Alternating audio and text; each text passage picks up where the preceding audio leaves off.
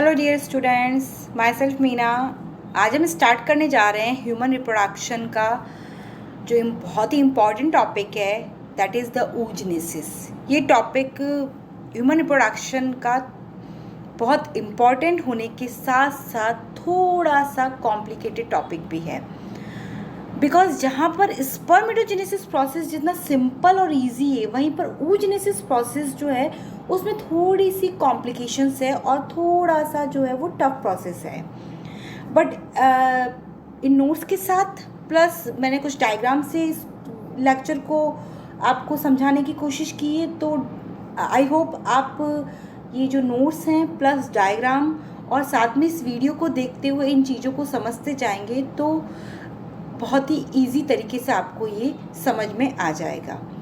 तो oogenesis process क्या है? देखो, ऊ का मतलब है एग, ओवा और ovum, and genesis means the process of the formation. तो वैसे ही यहाँ पर क्या है कि जो फीमेल गैमेट बन रहे हैं, जैसे हम लोगों ने स्पर्मेटोजेनेसिस में पढ़ा था, स्पर्मेटोजेनेसिस मतलब फॉर्मेशन ऑफ स्पर्म्स, वैसे ही एग का जो formation, it means female gametes जो है एग, ओवा, ओवम, इनका फॉर्मेशन होना कहाँ पर होता है? इनका फॉर्मेशन तो फीमेल गोनाड, जिसको हम कहते हैं ओवरीज, तो ओवरीज में इनका फॉर्मेशन होता है। इस प्रोसेस को हम कहते हैं oogenesis। तो the process of the formation of a mature female gamete, ovum, egg or ova in the female gonad, that is ovary, through meiosis is called oogenesis। because जब भी गैमेट्स बनेंगे ऑलवेज कौन सा डिवीजन होता है? meiosis होता है। तो इस प्रोसेस को हम कहते हैं oogenesis। द oogenesis प्रोसेस जो है, it is consist of the following 3 phases। The first phase is the multiplication phase, second is growth phase and third is maturation phase. हमने स्पर्मेटोजेनेसिस में भी इसको पढ़ा था। स्पर्मेटोजेनेसिस प्रोसेस जो है वो भी क्या था? उसमें भी मल्टीप्लिकेशन फेज थी, ग्रोथ थी एंड मैचुरेशन फेज थी। मल्टीप्लिकेशन फेज में क्या होगा कि जो बनाएंगी एग, ओवम बनाएंगी जो सेल्स, जिनको हम एग मदर सेल्स या oogonia कहेंगी, उनका नंबर इंक्रीज होगा। वहाँ पर माइटोसिस डिवीजन होगा, उनका फॉर्मेशन होकर के उनका नंबर इंक्रीज होगा, और जिनसे क्या बनेंगे? प्राइमरी oocytes, जो आगे जाकर के और एग्स बनाएंगी। देन ग्रोथ फेज में क्या होगा? जो प्राइमरी oocytes बने हैं वो आगे ग्रो करेंगे, साइज में इंक्रीज होंगे।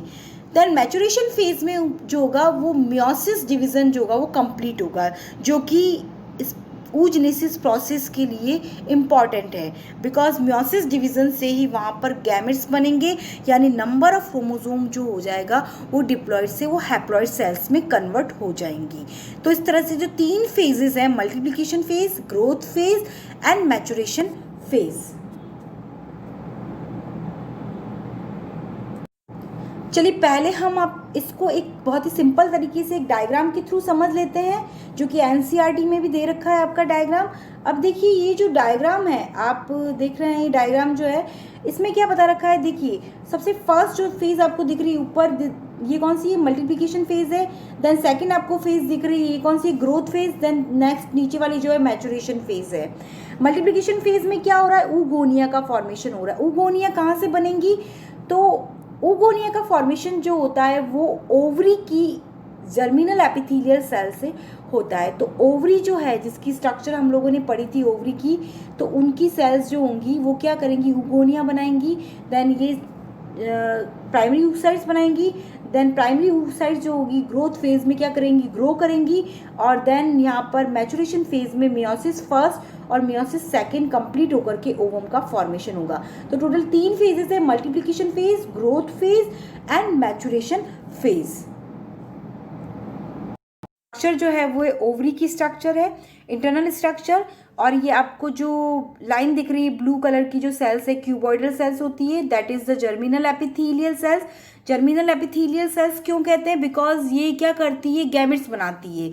तो गैमेट्स का फॉर्मेशन यही सेल्स करती है। तो ये सेल्स जाकर के आगे क्या होंगी? डिवाइड होंगी, और डिवाइड होकर के और माइटोसिस डिवीजन करेंगी और बनाएंगी oogonia। देन oogonia जो होंगी वो आगे फिर प्राइमरी oocytes बनाएंगी, और प्राइमरी oocytes से फिर आगे जो होगा एग का फॉर्मेशन होगा। जो हमने फेजेस पढ़ी, कौन कौन सी फेजेस थी? Multiplication, growth and maturation phase. ठीक है, तो इस तरह से इनमें क्या होगा? डिवीजन होगा। अब कैसे होता है तो हम उसको पढ़ते हैं। oogenesis जो होता है is initiated in female foetus before birth. बहुत ही इंपॉर्टेंट पॉइंट है, जहाँ स्पर्मेटोजेनेसिस कब स्टार्ट हो रहा है, प्यूबर्टी पे स्टार्ट हो रहा है। बट oogenesis प्रोसेस कब स्टार्ट हो रहा है, जब फीमेल फीटस जो है, बिकॉज सेक्स डिटर्मिनेशन हो चुका है during fertilization in human beings, the sex determination occur कि फीमेल है या मेल है। तो फीमेल अगर फीटस है तो उसमें oogenesis का प्रोसेस जो होगा वो बिफोर बर्थ, इट मीन्स जब वो फीटस कितना है 25 वीक्स का है, उस वक्त ही वहाँ पर oogenesis प्रोसेस स्टार्ट हो जाता है। वहाँ की जो जर्मिनल एपिथेलियल की जो सेल्स होती है ओवरी की, दे बिकम डिवाइड, वो क्या होती है, माइटोसिस डिवीजन स्टार्ट कर देती है और बनाने लग जाती है ऊगोनिया। यहाँ पर जो है स्टार्टिंग इनिशियल स्टेज पे 6 से लेकर 8 मिलियन जो है वो ऊगोनिया जो होते हैं वो बनते हैं। देन एट अ बर्थ, जब बर्थ होता है तो ये 2 मिलियन रह जाते हैं। कितने रह जाते हैं, 2 मिलियन ऊगोनिया जो होते हैं उनका फॉर्मेशन होता है इन ईच ओवरी। ठीक है, तो बर्थ के टाइम पे ये 2 मिलियन रह जाते हैं, बिकॉज बहुत सारे ऊगोनिया जो होंगे वो डिस्ट्रॉय हो जाएंगे, क्योंकि हर एक ऊगोनिया जो होगा आगे डिवीज़न करने में कैपेबल नहीं होगा।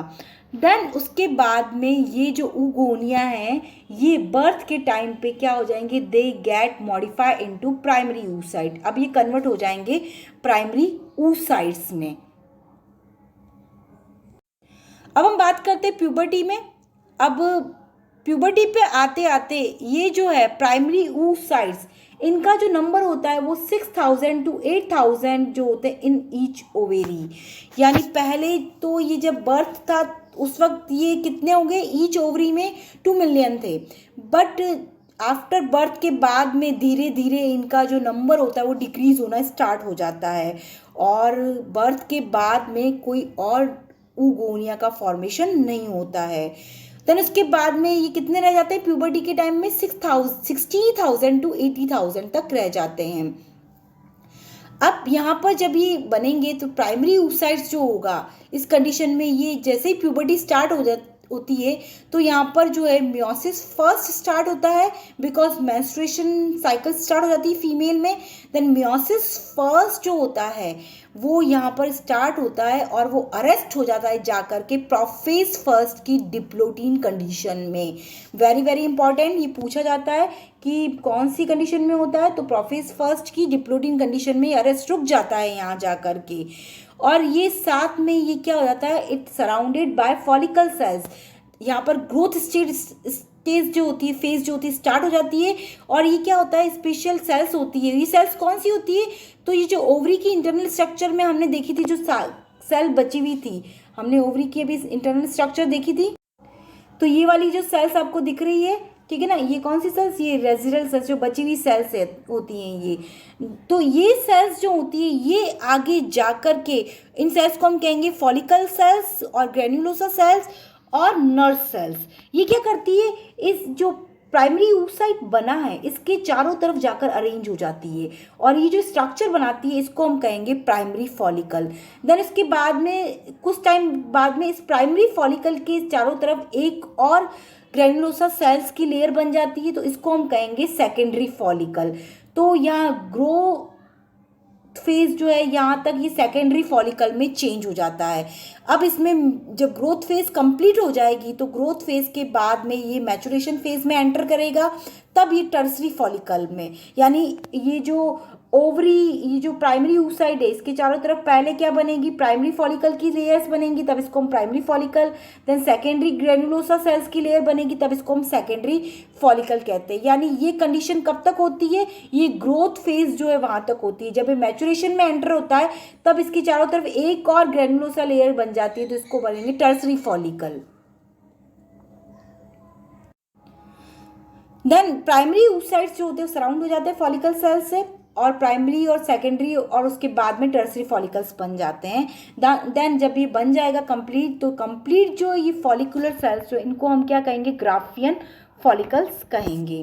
देन उसके बाद में स्टार्ट हो जाता है meiosis first. Meiosis first tertiary follicle with primary oocyte, यानी प्राइमरी oocyte जब टर्सरी फॉलिकल कंडीशन में आ जाता है तब इसमें मियोसिस फर्स्ट जो स्टार्ट हुआ था बर्थ के बाद में, जो कि कहाँ अरेस्ट छोड़ रखा है प्रोफेस फर्स्ट की डिप्लोइडिन कंडीशन में, वहाँ पर ये मियोसिस फर्स्ट जो होता है कंप्लीट हो जाता है आके और ये बना देता है सेकेंडरी oocyte। क्या बनाएगा यहाँ से? सेकेंडरी oocyte बनाएगा एंड पोलर बॉडी, यानी यहाँ पर जो मियोसिस फर्स्ट होगा देन उसके बाद में जो प्राइमरी oocyte जो थी डिप्लॉइड सेल रिकन्वर्ट हो जाएगी एंड हैप्लॉइड में, यानी यहाँ पे रिडक्शन डिवीजन हुआ है। देन रिडक्शन डिवीजन के बाद में बट ये रिडक्शन डिवीजन जो है अनइक्वल है बिकॉज एक सेल जो होगी वो साइज में लार्ज होगी, वो कौन सी होगी? सेकेंडरी oocyte, एंड जो नेक्स्ट सेल होगी वो होगी पोलर बॉडी जो कि स्मॉल होगी, छोटी होगी साइज में, that is the polar body.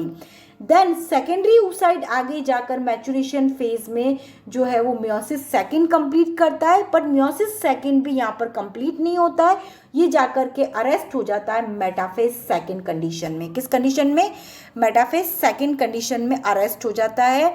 और कब ये आगे कंप्लीट होगा इसका मियोसिस सेकेंड? ड्यूरिंग फर्टिलाइजेशन, जब इसको स्पर्म मिलेगा तो स्पर्म जब यहाँ आएगा तो स्पर्म का जो नेक रीजन है उसमें प्रेजेंट होता है सेंट्रियोल। मैंने कल बताया था आपको जब मैंने स्पर्म की स्ट्रक्चर आपको एक्सप्लेन की थी, तो सेंट्रियोल जो होता है स्पर्म का वो जाकर इसको मिलेगा और ये जाकर सेकेंडरी oocyte जो कि किस कंडीशन में अरेस्ट है? मेटाफेज सेकेंड में, ये जाके अपना मेटाफेज सेकेंड कंप्लीट करेगा, आगे का डिवीजन कंप्लीट करेगा and it get convert into the ovum और एग, यानी यहाँ पर प्राइमरी oocyte जो है उससे एक सिंगल ओवम और एग बना है और जो पोलर बॉडी होगी ये भी आगे जाकर मियोसिस सेकेंड करेगी एंड आगे जाकर के और पोलर बॉडीज बनाएगी, यानी a single primary oocyte produce a single ovum और एग। जबकि स्पर्मेटोजेनेसिस में अलग था, वहाँ पर जो प्राइमरी स्पर्मेटोगोनिया सेल्स थी उससे 4 हैप्लॉइड जो है स्पर्म्स बन रहे थे, बट यहाँ पर एक सिंगल ओवम जो होता है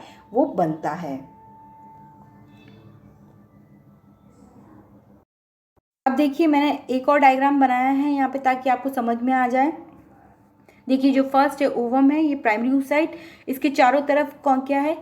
ग्रैनुलोसा जो है सेल से वो अरेंज है। अब इसको हम क्या कहेंगे? Primary follicle. Then primary follicle किस में चेंज हो रहा है? Secondary follicle, because granulosa cells की लेयर और बनती जा रही है इसके चारों तरफ, तो it get modify into the secondary follicle.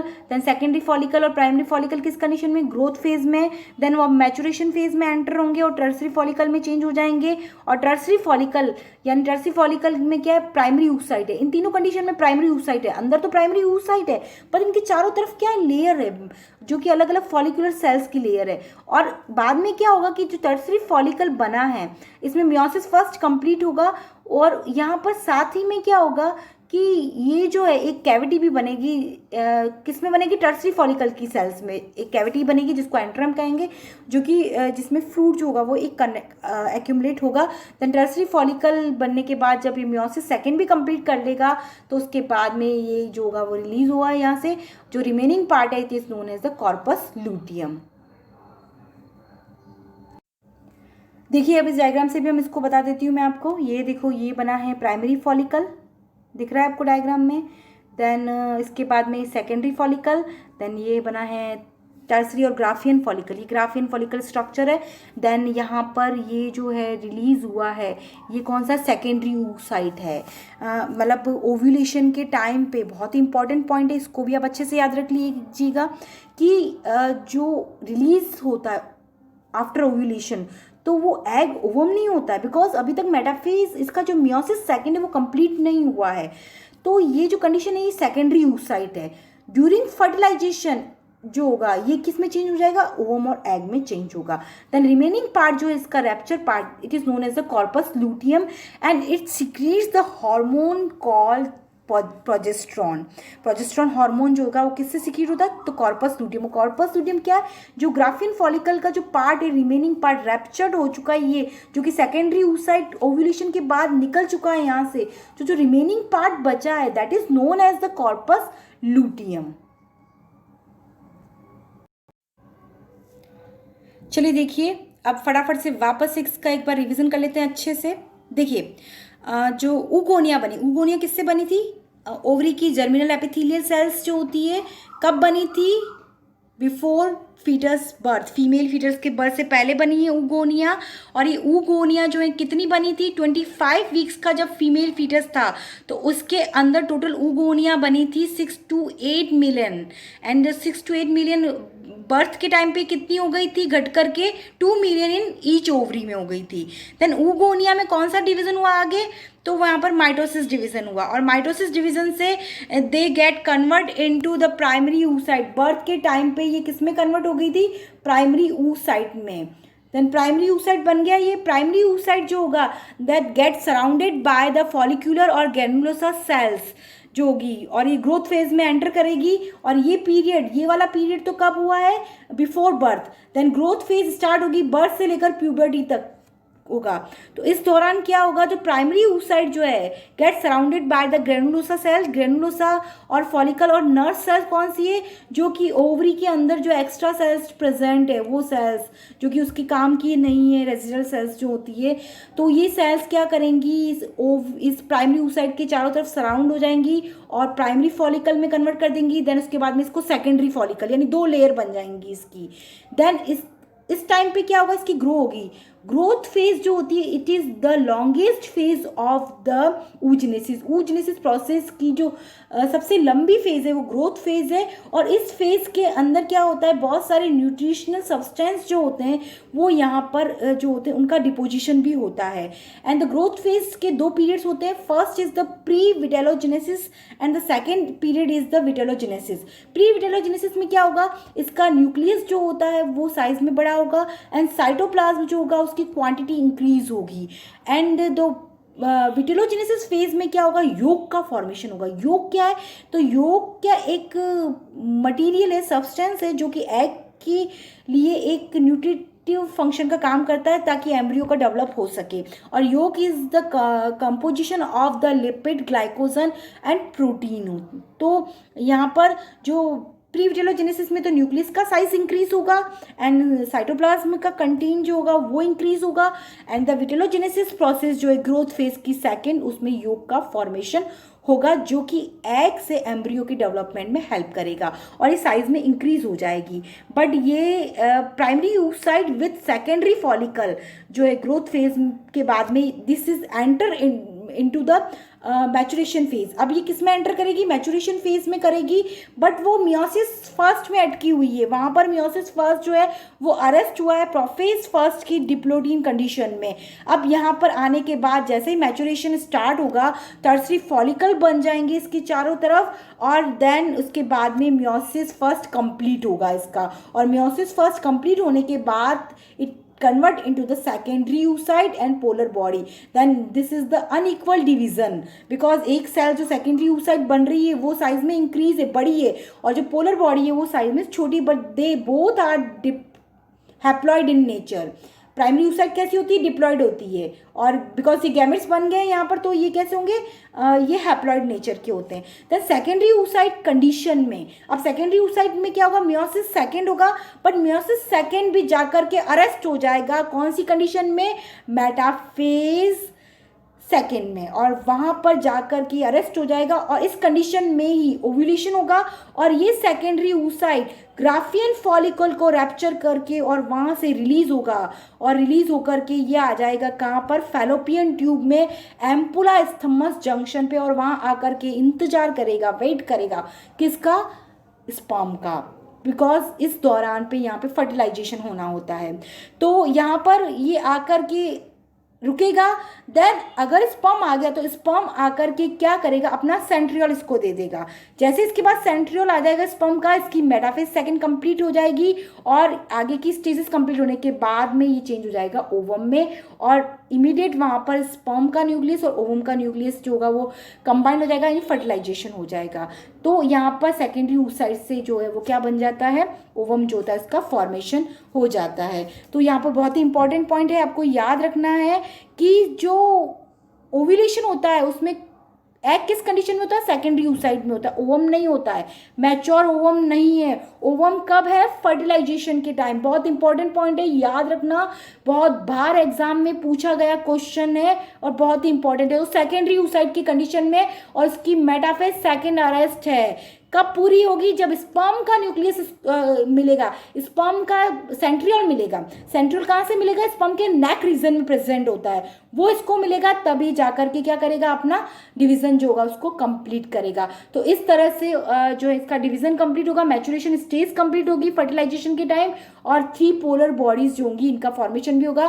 तो ये पोलर बॉडीज जो होंगी वो आगे जाकर के क्या होंगी? डिस्ट्रॉय हो जाएंगी, बट एक सिंगल ओवम जो होगा वो आगे बनेगा। तो इस तरह से हमने देखा कि oogenesis का प्रोसेस जो है वो कंप्लीट होता है, और ये स्टार्ट हो जाता है कब? बिफोर बर्थ से, और ये ड्यूरिंग प्यूबर्टी के बाद में भी ये प्रोसेस जो होता है वो कंटिन्यूस चलता रहता है। तो इसीलिए थोड़ा सा स्पर्मेटोजेनेसिस से ये प्रोसेस जो है वो कॉम्प्लिकेट है, बट आई थिंक अब आपको ये सारी चीज़ें समझ में आ गई होंगी, तो आपको ये टॉपिक अब टफ नहीं लगेगा, बहुत ही इंपॉर्टेंट है। वापस से इस वीडियो को अच्छे से देखिए और नोट्स के साथ, डायग्राम के साथ इसको समझिए, बार बार वीडियो को सुनिए, तो आपको ये सारी स्टेजेस बहुत ही ईजी वे में समझ में आएगी।